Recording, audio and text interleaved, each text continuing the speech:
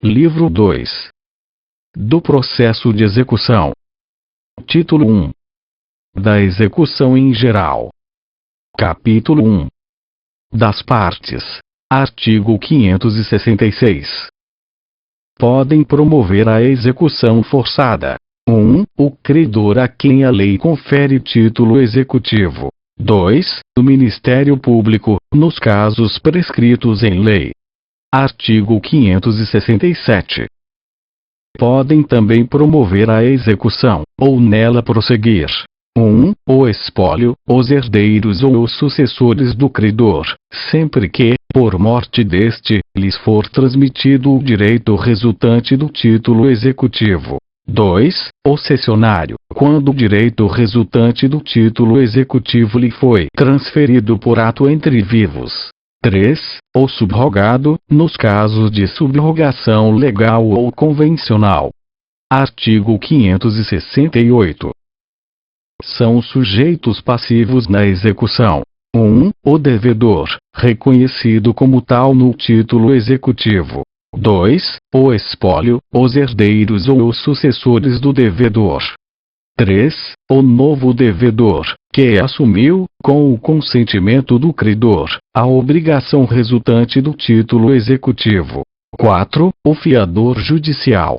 5. O responsável tributário, assim definido na legislação própria. Artigo 569.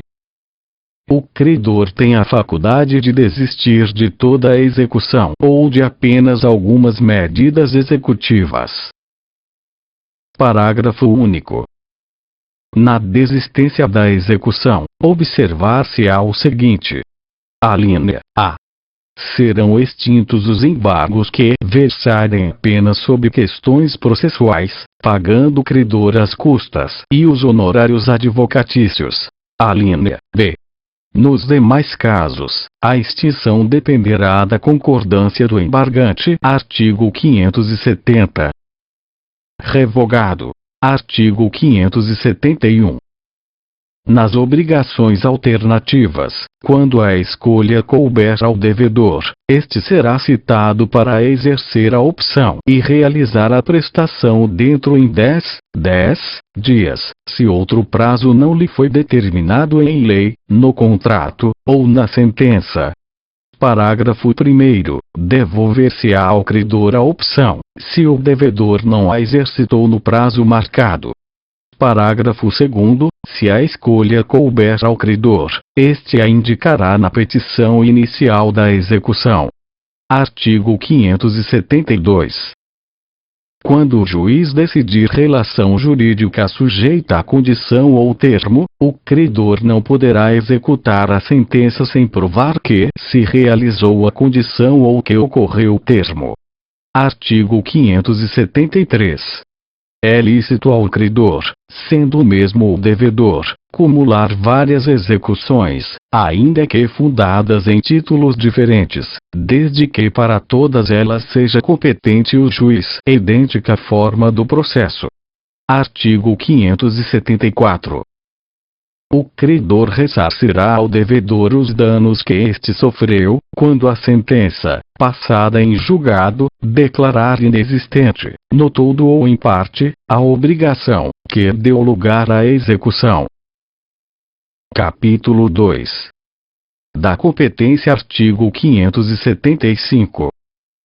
Da execução, fundada em título judicial, processar-se-á perante: 1. Os tribunais superiores, nas causas de sua competência originária.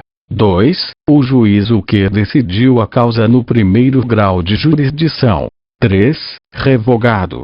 Inciso 4. O juízo civil competente, quando o título executivo for sentença penal condenatória ou sentença arbitral. Artigo 576. A execução, fundada em título extrajudicial, será processada perante o juízo competente, na conformidade do disposto no livro 1, título 4, capítulos 2 e 3. Artigo 577. Não dispondo a lei de modo diverso, o juiz determinará os atos executivos